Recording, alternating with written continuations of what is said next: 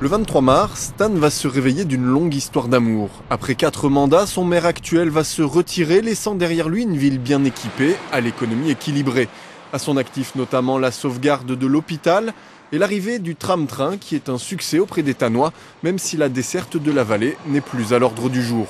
Pas de gros investissements à prévoir donc, mais une gestion rigoureuse. On a beaucoup construit, on a réalisé des équipements, il faut maintenant les faire vivre, avec une situation financière qui sera plus difficile, des dotations qui sont en baisse, qu'elles viennent de l'État ou des collectivités territoriales. Donc il faudra mutualiser, il faudra entretenir ce patrimoine.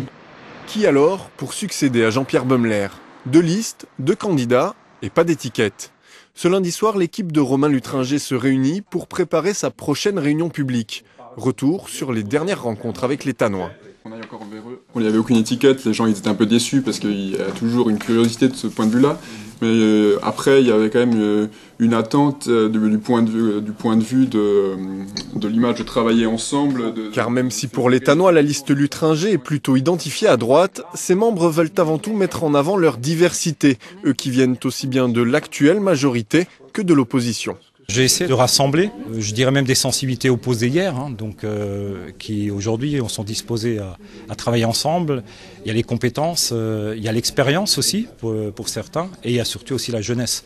J'y tiens beaucoup. Pendant ce temps, Vincent Bilger et son équipe font du porte-à-porte. Si on a des problèmes de stationnement, oui.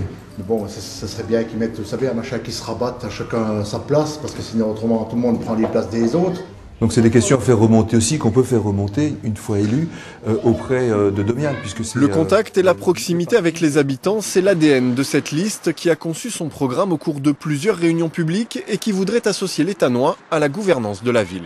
Les Thannois seront associés dans le cadre des commissions municipales, un petit peu aussi sur le mode, je dirais, des votations helvétiques. Si 50 Thannois font une demande signée pour un projet d'ambition, je dirais, au niveau de la ville, ce projet sera forcément étudié dans le cadre des commissions communales.